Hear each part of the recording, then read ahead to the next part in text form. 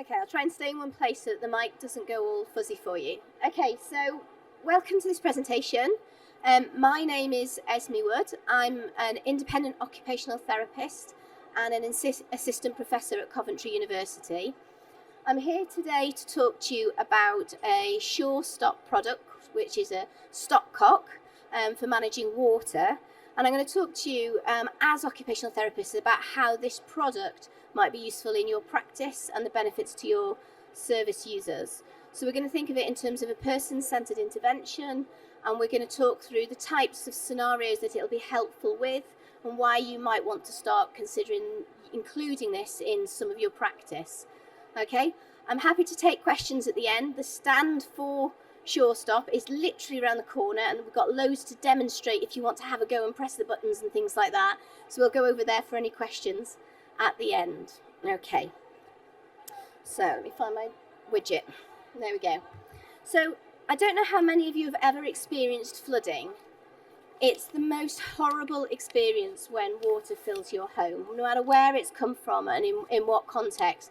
It's a really horrible experience, and it has lots of ongoing difficulties that you have to face. So it has the potential to cause significant damage in your clients' homes. Now, we're all at risk of flooding, but some people more than others, and I'll come on to that in a moment.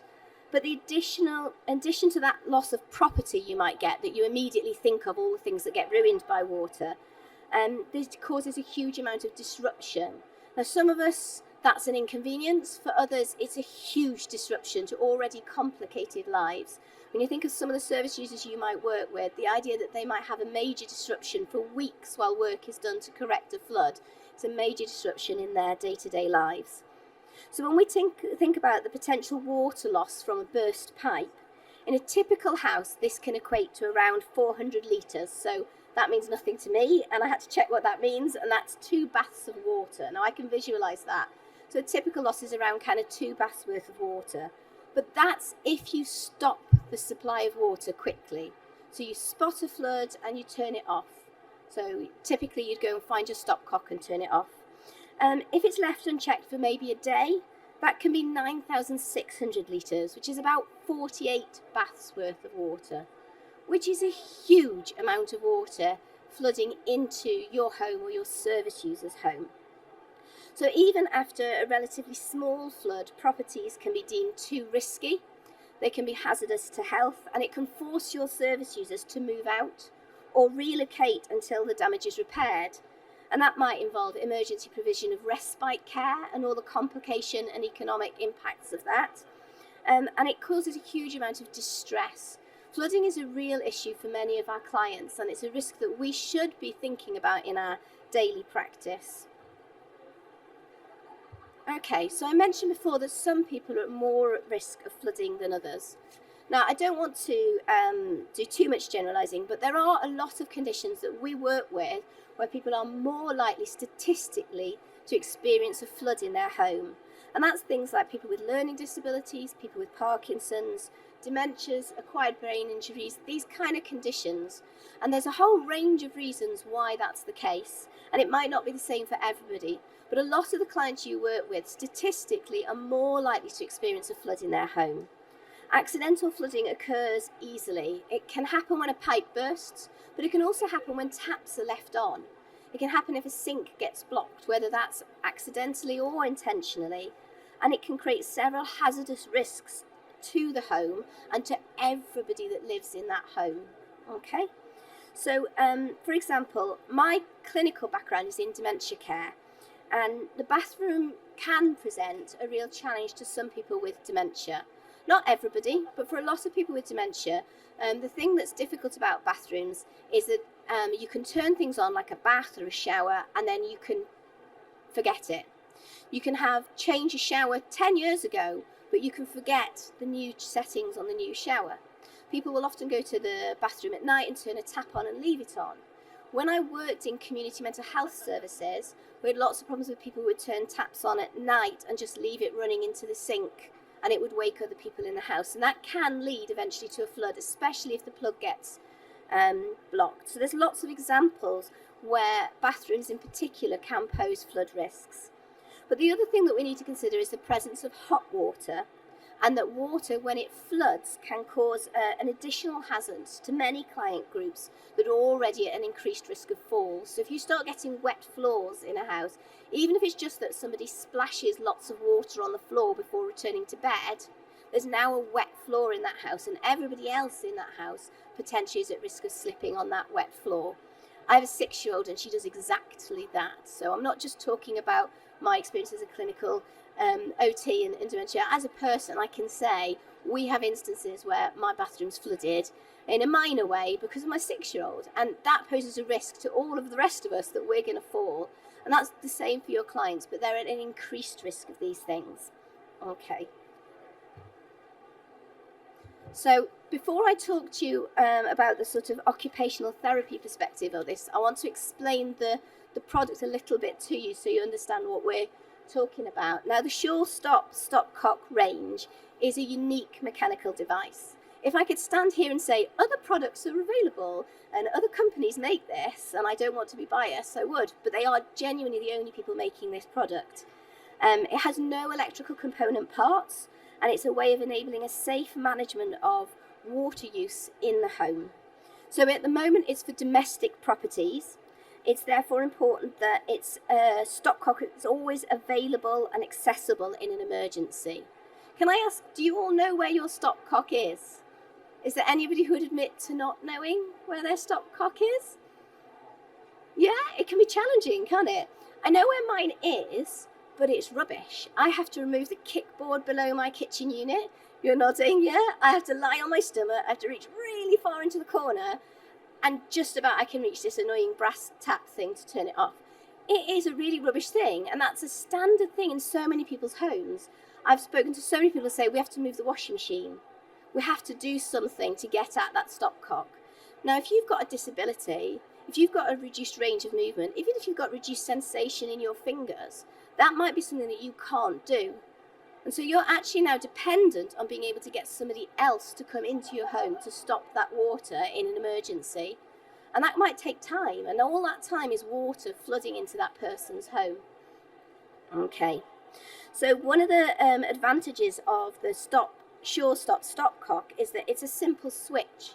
As you can see here, it's a switch like a light switch. That's all you do is flick it and the water stops. It uses the pressure of the water itself rather than an electrical component, and you can fit it into the main pipe like you would a normal stopcock to turn the water off to the whole house, or you can isolate an individual room. Now, I know the creative OTs in the room here are thinking, oh, suddenly that's a game changer. You can also have the switch located up to 6 meters away from where you want the water to be stopped. So that switch doesn't have to be in the bathroom or the kitchen where you need isolating. It can be in the hallway outside. And again, for those of you with a creative OT hat on, that changes the way we might want to use this in practice. Okay, and I'll talk about some of those potential uses in a minute. So I'm sure that the team over at the stand afterwards will be very happy to talk through the range with you in more detail, and they are the experts to ask all your questions about how it's installed and where it can be installed. But the overview that I'm going to give you today is that you can either have a simple switch which would go on the pipework as normal. You can have a switch 6 meters away from where that fits to the pipework, or there's a fully integrated smart digital type option to this as well. So it's an easily installed piece of kit, and I can tell you it's one of the most reasonably priced pieces of disability equipment you're going to see here today. Come and speak to the team about the cost, but it's really, really small and can make a huge difference in terms of any homes that you're developing. So if you're looking at installing a kitchen or a bathroom, especially expensive adaptive bathrooms with lots of equipment, this is a really small addition to that list that you might want to consider adding, because it's making a huge difference to that person's independence, but also maybe to safety in the home.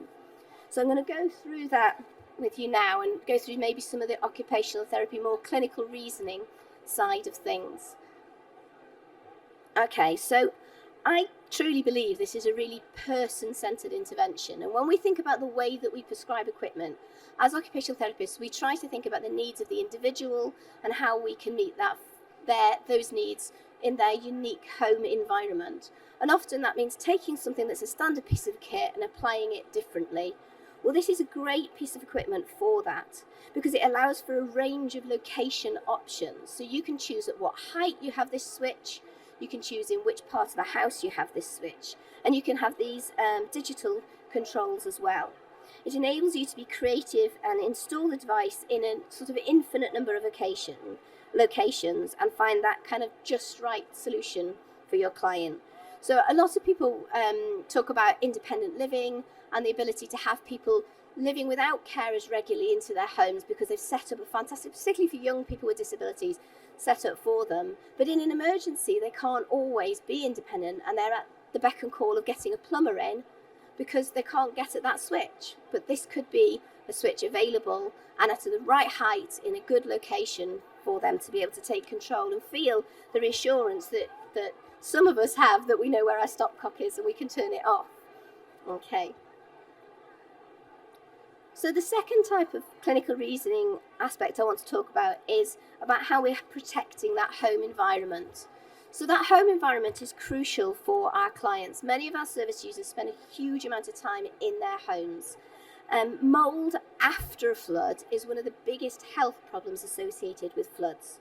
Mould that comes after a flood can be toxic mould, black mould, and have a real long-term impact on the quality of life that people lead and their health. So anybody who already has a respiratory illness such as COPD, emphysema, asthma, black mould is a real issue for their care.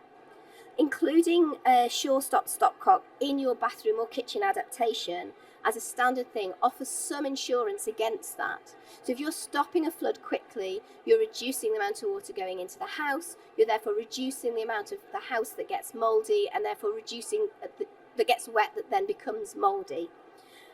All homes are at risk of domestic flooding, and according to the UK's largest domestic insurer, Direct Line, the average household cost for damage caused by a burst water pipe is £7,000. But that's a small leak that kind of gets rectified. If that's a leak that happens in a home full of adaptive equipment, the costs could be huge. If that equipment can ever be replaced, if you can get those grants to replace it, if you can get that insurance to cover it. Aside from that immediate risk of losing personal property and equipment, the secondary damage to people's health and living in damp conditions must be considered. And the NHS Advice Service also tells us that living in an environment that has permanent damp in it or has mould from previous damp can increase respiratory problems even for those who don't necessarily already have a recognised condition. So it can increase respiratory infections, it can increase your allergies, and it can really be impactful for those people with asthma. So in terms of protecting the home environment, that could be one justification for you as an occupational therapist thinking this is the right intervention for me, or for my client, I should say. Okay. So the next thing I want to think about is to me, a really obvious one. A lot of the work we do in a lot of settings is about avoiding trips, falls and slips. It's kind of core OT stuff, I always think, avoiding those trips. And flooding and water on the floor, as we've discussed before, is a significant increase in risk. One of the benefits, of being able to install this in a bathroom is that you might put it so that you could turn the water off to a room when it's not in use. So you could restrict the water to that bathroom rather than the person. Now, I've worked in settings where the answer if somebody is regularly flooding a bathroom is they stop the person accessing that bathroom. That is really restrictive, sometimes necessary, but really restrictive. This is a better solution. We restrict to the water, not the person. Okay. And then finally, the last area of clinical reasoning I'd like to consider is around protection against scalds and burns. We'd like to think this is a rare occurrence. Unfortunately, it actually isn't. The statistics show us that actually burns and scalds are really common, and they're more common in our client groups than in the average public. And by enabling the hot water to be switched off specifically to a room or appliance when it's not in use, it drastically reduces the likelihood of those accidental burns and scalds. It can also be used to support safe bathing. So you can optimize people's independence. You could fill a bath with the hot water, and when you've filled it appropriately, you can turn that water off. So you can leave that person, assuming they're safe in the water, knowing that they can't then turn that hot water tap on. So that, again, has lots of potential for improving people's ability to bathe independently and have some of those freedoms that we maybe take for granted. Accidental burns and scalds are very common, and I've got some statistics from the Burns Association that say that for older adults in particular, burns can have lots of knock-on effects. Their skin burns much more easily. Same for people who are recovering from surgery. Older adult skin burns faster and at lower temperatures. So you might think that you've set the temperature on your water at a temperature that's hot enough to do your dishes, but not going to burn anybody. But actually, for some people, that might be too hot. And relatively minor household accidents often lead to hospitalizations, which then have knock-on effects around people's independence, reduced mobility, etc.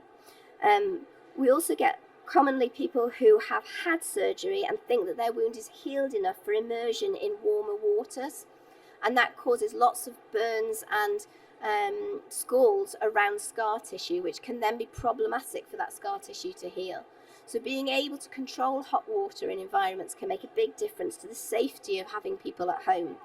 Now, I'm aware that there are other devices you can use, anti-scald devices that help with this. I don't know if any of you have ever fitted anti-scald devices to taps or shower heads. No? They're fine, and if anybody's selling them here today, they are a great product in what they do, but they prevent you from being able to have the water over a certain temperature at all. I have to say they're very large, they're very visible, and you have to take them off if you then want to have a normal bath later. So they're a product that works and have worked for a long time in a certain way. This is much more discreet as a product. You can have a remote switch. It doesn't have to ruin the appearance of that bathroom or kitchen area at all. It can be in the hallway or somewhere else. And if somebody else in the household wants to use that bathroom or kitchen or utility or wherever area in the normal way, they can without having to change anything. They just flick the switch. They don't have to go and take equipment off or put equipment on. And I think that's quite a big game changer when you work with families and people where there's lots of people living in a household and they have busy environments. Okay, so today we've talked about the idea that this is a product that can help in terms of preparing for those potential accidental floods. So we're talking about burst pipes, things like that. It can protect the home, and it can protect equipment that you've already installed that might be damaged by floods. It can also protect you against future health problems from mold and things like that. But we've also talked about the maybe creative side of things, that as OTs, we're often looking for that bespoke solution for an individual. This doesn't have to be part of a large bathroom installment. You might literally be working with somebody in the community who you think this is the right thing for them in their existing home. If we just fit this gives them the control they need. It's just one piece of kit. Or this enables the carer to have a level of safety that they previously didn't have, that allows the whole family to use this space in a way they weren't able to before. It helps us protect against slips and trips, and it helps us protect against scalds and burns. So it's a really simple piece of kit to fit. It does need a plumber, and you can come and talk to our team about the arrangements around that. But it replaces that traditional awkward brass stopcock that we all know and don't really love. It turns the water off instantly, so you don't have that dripping tap effect when you've not managed to get the brass thing as far as you would like. You don't get any of that. There's no electricity, so it's powered by the water pressure itself, and it's maintenance free. You don't have to go and do an annual anything to it. It's there, it's fitted, and it'll work. And it works with both the cold and hot water, or the whole house, whatever suits your client, or you, if you want to put one in your own house. It's there for you in whatever way you want to use it. So we're a really friendly team, and we have a stand here. D33 is literally down the corridor on the left. We couldn't be closer other than being there. Please come and talk to us. We've got loads of literature for you. We've got some really good pieces of information about the types of products in the range, which you're welcome to take away. And we've written a very helpful occupational therapy guide.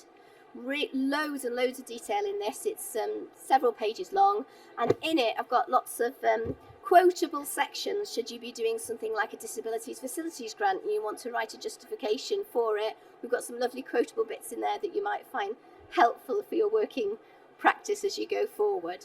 So thank you very much for coming to watch our presentation today.